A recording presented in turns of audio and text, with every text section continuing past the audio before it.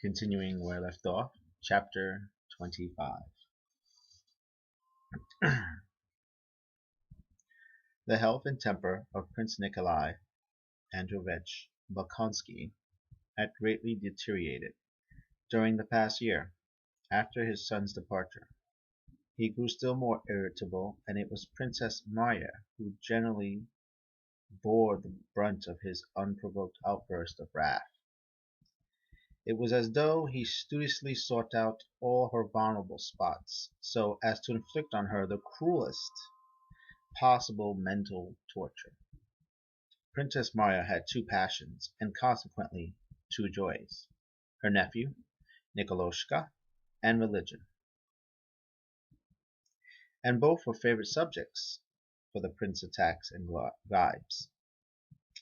Whatever the subject of a conversation, he would lead it to the superstitiousness of old maids or the pampering and spoiling of children. You want to make him, Nikolosha, into just such an old maid as yourself, and to no purpose. Prince Andrei wants a son, not an old maid, he would say. Or turning to Mademoiselle Bourienne, he would ask her, in Princess Marya's presence, how she liked our village priests and icons, and make jokes about them.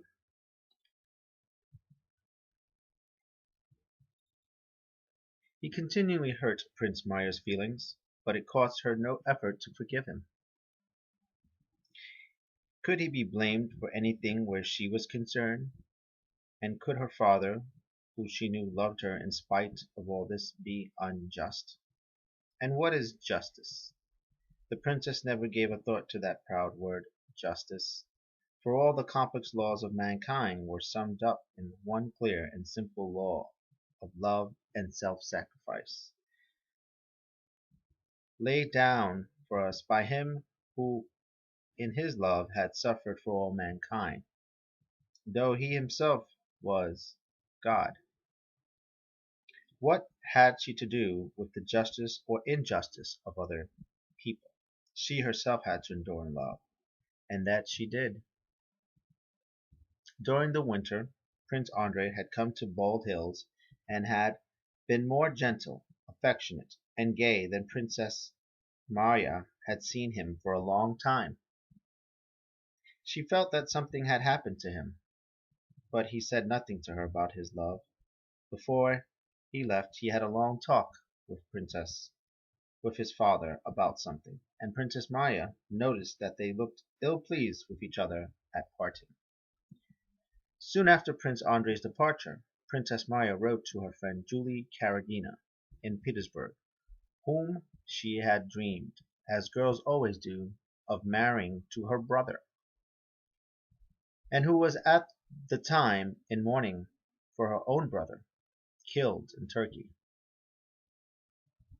Sorrow, it seems, is our common lot, my dear, sweet friend Julie. Your loss is so terrible that I can only explain it to myself as a special sign of the grace of God, in his love for you, would try you and your estimable mother. Oh, my dear, religion and religion alone can, I don't say comfort us, but save us from despair. Religion alone can explain to us what without it helps men cannot comprehend. Why, for what purpose, good and noble beings, able to find happiness in life, and who have not only never harmed anyone, but are indeed necessary to the happiness of others, are called the way to God, while wicked, useless, malign persons, or those who are a burden to themselves and others, are left to live. The first death I saw, and which I shall never forget, that of my dear sister-in-law, made that kind of impression on me. Just as you asked fate why your splendid brother had to die, so I asked why that angel Lisa, who not only had never wronged anyone, but whose heart had never harbored a thought that was not kind, had to die. And what to do, you think, dear friend? 5 years have passed since then, and even I, with my paltry intelligence, am beginning to see clearly why she had to die, and in what way that death was but an expression of an infinitive goodness of the Creator, whose every act, though for the most part beyond our comprehension, is but a manifestation of his boundless love for his creatures. Perhaps, as I often think, she was too energetically innocent to have the strength to support all the duties of a mother.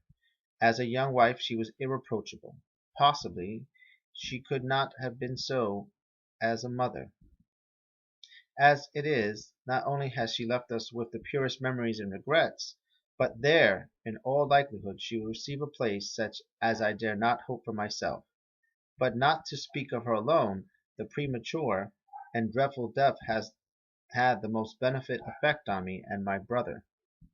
Despite all our grief, then, at the time of our loss, I could not have entertained such thoughts. I should have dismissed them in horror, but now they are quite clear and beyond all doubt. I write all this to you, dear friend, only to convince you of the gospel truth, which has become a principle of life to me. Not a single hair of our heads falls without his will, and his will is governed only by his infinite love for us, and so whatever befalls us is for our good. You ask if we are going to spend next winter in Moscow. In spite of all my longing to see you, I neither expect nor wish to do so, and you will be surprised to learn that Bonaparte is the cause of this. I will tell you why. My father's health is noticeably deteriorating. He cannot endure contradictions and is easily irritated. The irritability, as you know, is directed primarily to political affairs. He cannot bear the idea of Bonaparte is dealing as an equal with all the sovereign of Europe, and above all with our own, the grandson of Catherine the Great. As you are aware, I am quite indifferent to political affairs, but from my father's remarks and his conversations with Nikolai Ivanovitch, I know all that goes on in the world, and especially about the honors conferred on Bonaparte. It seems that Ball Hills is now the only spot on the terrestrial globe where he is not recognized as a great man, still less as Emperor of France, all of which my father cannot tolerate. I think he is reluctant to speak of going to Moscow chiefly on account of his political views and the clashes he foresees as a consequence of his habit of expressing his opinions regardless of who is present. All the benefit he would derive from medical treatment he would lose as a result of the inevitable disputes about Bonaparte. In any case, this will soon be decided. Our family life goes on in its accustomed way, except for the absence of my brother Andrei. As I have already written you, he has greatly changed of late.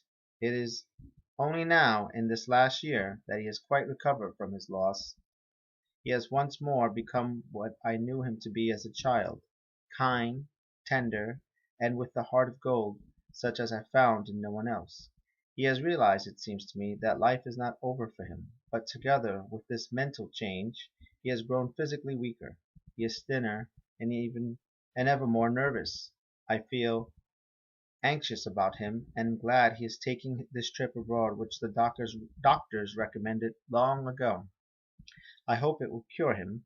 You write that in Petersburg he is spoken as one of the most active, cultivated, and intelligent of the young men. Forgive a sister's pride, but I never doubted it. The good he has done here to everyone, from his peasants to the local nobility, is incalculable. In Petersburg he was given no more than his due. I am always amazed at the way rumors fly from Petersburg to Moscow, especially such false ones as you wrote to me, the rumor of my brother's betrothal to the little Rostova.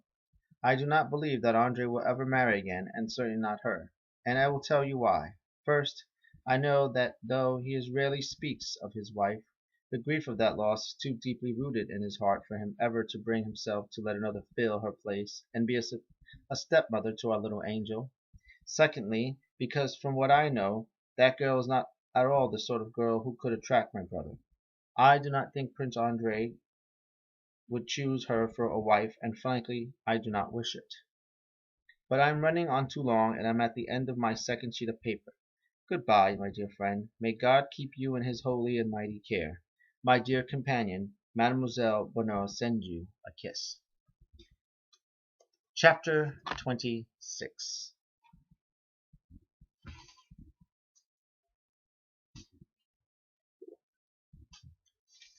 In the middle of the summer, Princess Marya received an unexpected letter from Prince Andrei, which contained strange and surprising news. He informed her of his engagement to Natasha Rostova. The whole letter breathed rapturous love for his betrothed and tender, confiding affection for his sister. He wrote that he had never loved as he loved now, and that only now did he realize and understand what life was. He begged the sister to forgive him for not having told her of his plans on his visit to Bald Hills, though he had spoken of them to his father. He had said nothing to her for fear she might ask her father to give consent and, without attaining her object, irritate him and have to bear the brunt of his displeasure. Besides, he wrote, the matter was not then so definitely settled as it now. At the time, father insisted on a delay of a year, and now 6 months after that period had passed, and my resolution is firmer than ever. If it were not for the doctors keeping me here at the waters, I should be back in Russia. But as it is, I must put off my return for another 3 months. You know me and my relations with father. I want nothing from him. I have been and always shall be independent. But to go against his will and incur his anger would destroy half my happiness. I am now writing a letter to him about the same question, and beg you to find a good moment to hand it to him, and let me know how he receives it, and whether there is any hope of his agreeing to reduce the term by 3 months. After long hesitation, doubts, and prayers, Prince Marya gave the letter to her father. The next day the old prince calmly said to her, "Write and tell your brother to wait till I'm dead. It won't be long. I shall soon set him free." The princess was about to demur, but her father would not let her speak, and raising his voice more and more, went on, "Marry, marry, my dear boy. A fine alliance.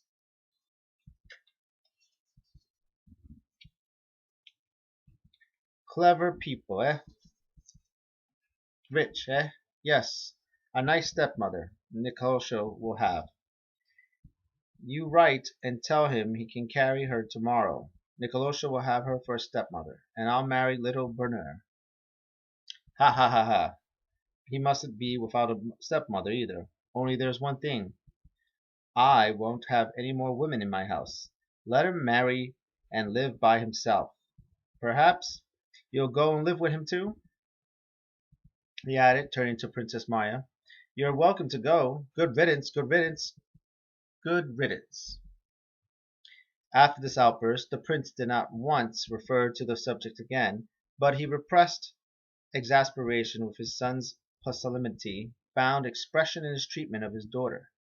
To his former pretext for mockery he now added a fresh one, allusions to stepmothers and gallantries to Mademoiselle Bourienne. "Why shouldn't I marry her?" he would say to his daughter. "She'll make a splendid princess." And to her surprise and bewilderment, Princess Mary began to notice that her father really was becoming more and more attached to the French woman. She wrote to her brother and told him how the old prince had taken his letter, but comforted him with the hope of reconciling their father to the idea. Princess Marya's joys and consolations were Nikolosha's about and his education, Andrei, and religion. Apart from these, since everyone must have personal hopes, she cherished a hidden desire, a dream, that afforded her the chief solace of her life. This comforting dream and hope had come to her through her God's folk, the pilgrims and the range wayfarers who visit her without her father's knowledge. The longer she lived, the more experience and observation she had of life, the more she wondered at the short-sightedness of men who seek enjoyment and happiness here on earth, toiling, suffering, struggling, and doing harm to one another in their pursuit of that impossible, illusory, sinful happiness. Prince Andrei loved his wife. She died. But that was not enough, she thought. Now he wants to commit happiness to another woman. Father objects to this because he wants a wealthier, more distinguished match for Andre, and corrupting their souls, and they are all struggling, suffering, tormenting one another, and corrupting their souls, their immortal souls, to attain some boon that endures but an instant. Not only do we know this ourselves, but Christ, the Son of God, came down to earth and told us that this life is but for a moment, a probation. Yet we cling to it and think of finding happiness in it. How is it no one realizes this, she wondered. No one except these despised God's folks, who, wallet on back, come to me by the back stairs, afraid of being seen by the prince, not for fear of suffering at his hands, but for fear of leading him into sin. To leave family and home, to give up all thought of worldly blessings, and, without clinging to anything, to wander from place to place in hempen rags, and under an assumed name, doing no one any harm, but praying for all, for those who drive one away, as well as for those who give one shelter. There is no truth, no life, higher than the truth and life, that truth and life. There was one pilgrim, Fedosyushka, a quiet, pockmarked little woman of 50, who for over 30 years had gone about barefoot and wearing chains. Princess Maya was particularly fond of her.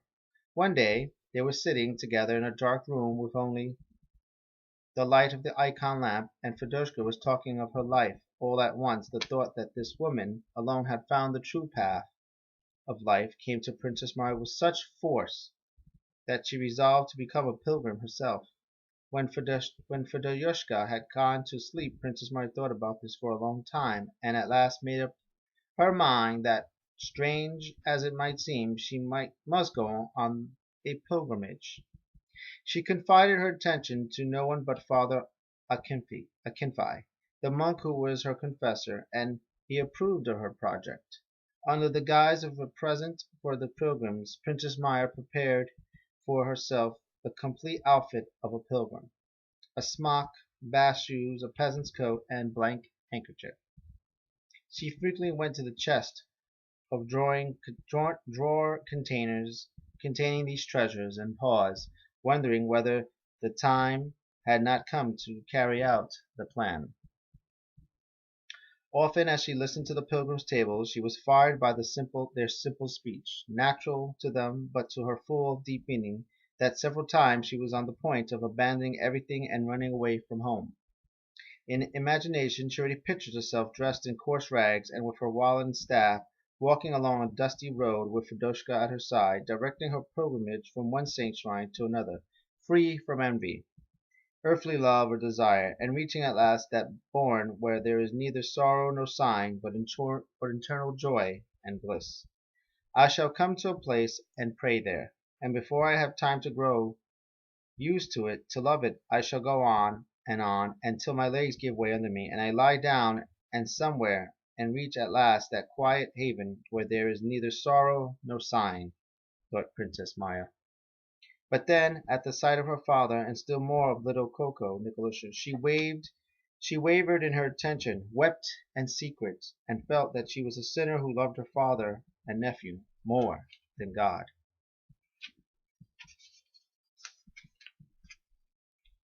Part 4.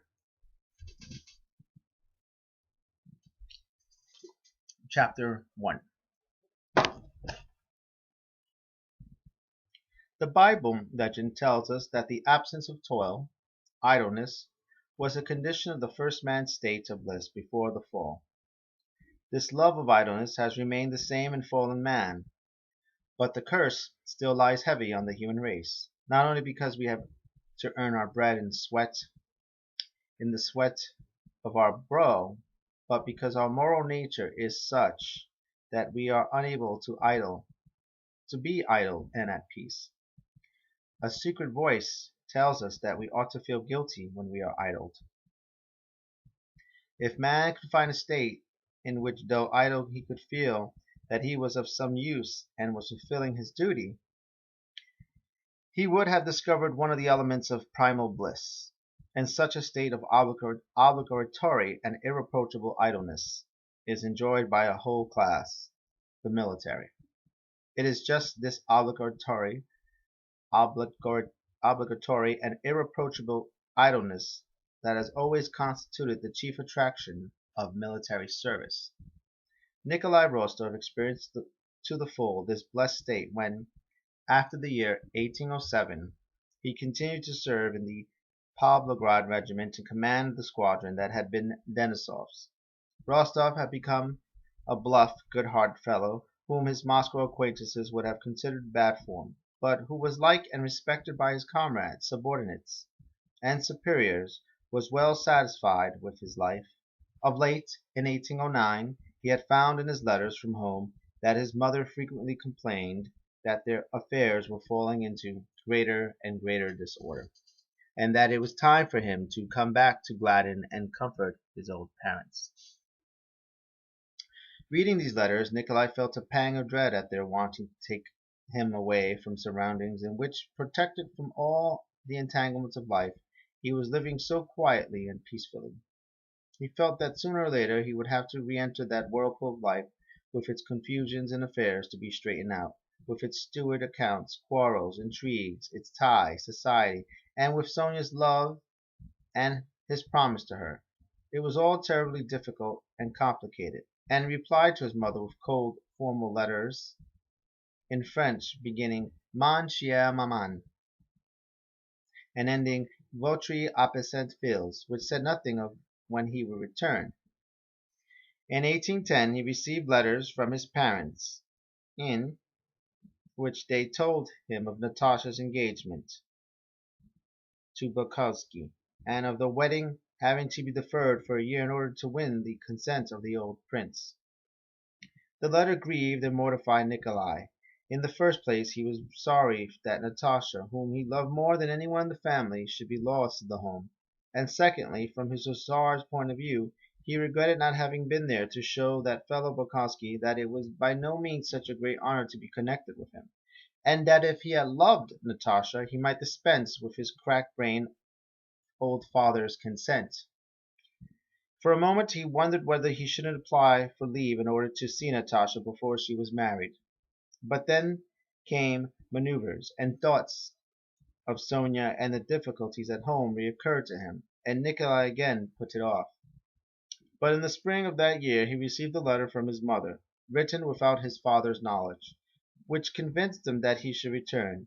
She wrote that if he did not come and take matters in hand, their whole estate would be sold at auction, and they would all be left beggars.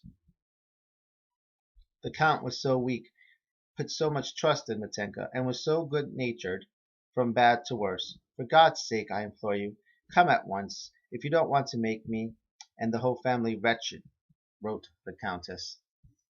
The letter had its effect on Nikolai. He had the common sense of meritocracy, which showed him what he ought to do. The right thing now was, if not to retire from the service, at least to go home on leave.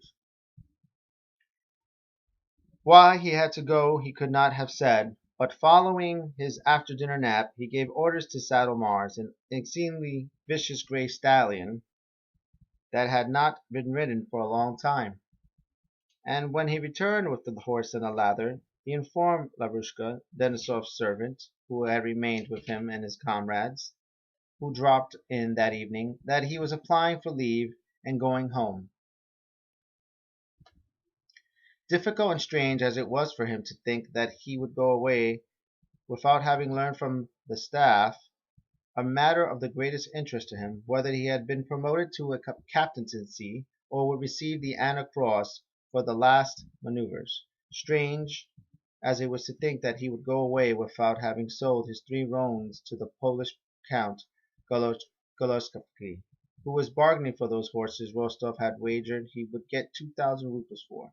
Inconceivable as it seems that the ball the hussars were giving in honor of Panna Prazdishka to pique the Uhlans, who had given a ball for Panna Progreska, would take place without him. He knew he must leave the bright this bright, pleasant world to go where everything was absurd and a muddle. A week later his leave came through. His comrades, not only the hussars of his own regiment, but the whole brigade, gave him a dinner to which the subscription was 15 roubles a head, and in which they had two bands and two choirs. Rostov danced the trepak with Major Bazov. The drunken officers tossed him in the air, embraced him, and dropped him. The soldiers of the third squadron tossed him once more and shouted hooray. Then they put him in the sledge and escorted him as far as the first post station. During the first half of the journey from Kremenchug to Kiev, all Rostov's thoughts, as is always the case with travelers, were with what he had left behind, the squadron. After he had gone halfway, he began to forget his three roads, his quartermaster, and Panna Protodiska, who anxiously to wonder how things would be at Otranto and what he would find there. The nearer he got to home, the more intense, far more intense, were his thoughts, as if moral feeling were subject to the inverse square law. At the last post station before Otranto he gave the driver a 3 rouble tip, and on arriving ran breathlessly up the steps of his home like a boy. After the excitement of the homecoming, and after that odd feeling of disappointment, everything the same, so why did I hurry? Nikolai settled down once more into the old world of home. His father and mother were the same, only a little older. What was new in them was a certain uneasiness and occasional disagreement, which there never used to be, and which, as Nikolai soon found out, was due to the wretched state of their affairs. Sonia was now nearly 20. She would grow no prettier. There was no promise in her of more to come. But she was pretty enough as she was. She emanated happiness and love from the moment Nikolai returned. And this girl's steadfast, faithful love gladdened his heart. Petya and Natasha surprised Nikolai most. Petya was a big, handsome boy of 13, quick-witted and amusing, with a voice that was already beginning to break. As for Natasha, Nikolai could not get over his wonder and laughed every time he looked at her. "You're entirely different," he said. "How? Uglier?" On the contrary, but such dignity! The princess," he whispered. "Yes, yes, yes," cried Natasha gleefully. She told about her romance with Prince Andrei, his visit to Otranto, and showed him his last letter. "Well, are you glad?" asked Natasha. "I am so at peace and happy now." "Very glad," said Nikolai. "He's a splendid fellow. Are you very much in love?" "How should I put it?" answered Natasha. "I was in love with Boris, with my teacher, and with Denisov, but this is totally different. I feel calm, sure. I know that no better man than he exists, and I'm so serene and contented now. It's not at all like it was before." Nikolai expressed his dissatisfaction at the marriage being delayed for a year, but Natasha flew at her brother with exasperation, arguing that it could not be otherwise, that it would be wrong to enter a family against the father's will, and that she herself wished it so. "You don't understand in the least, not in the least," she kept saying. Nikolai gave way and said no more. Her brother often wondered as he looked at her. She did not seem at all like a girl in love and parted from her betrothed. She was even-tempered, serene, and as light-hearted as ever. This amazed Nikolai, and even made him regard Bolkonsky's courtship skeptically. He could not believe that her fate was sealed, especially as he had never seen her with Prince Andrei. It always seemed to him that there was something not quite right about this proposed marriage. Why the delay? Why was there no betrothal ceremony? He thought. Once, in talking to his mother about his sister, he discovered to his surprise and somewhat to his satisfaction that deep in his heart she too had doubts about the marriage. "Here, you see," she said, showing her son a letter from Prince Andrei with that latent feeling of resentment that a mother always has towards her daughter's future married happiness. "He writes that he won't be coming before December 2nd. What can be keeping him?" illness, no doubt. His health is very delicate. Don't tell Natasha. And don't be surprised that she is so gay. She's living through the last days of her girlhood, but I know what she's like when she gets a letter from him. However, God grant that all may be yet be well, she concluded, adding as usual, he is an admirable man. And with that, I want to thank you for watching this video. Um, Please subscribe, give it a thumbs up or a thumbs down, leave a comment below, or keep watching and do nothing. And I'll see you in the next video. Bye.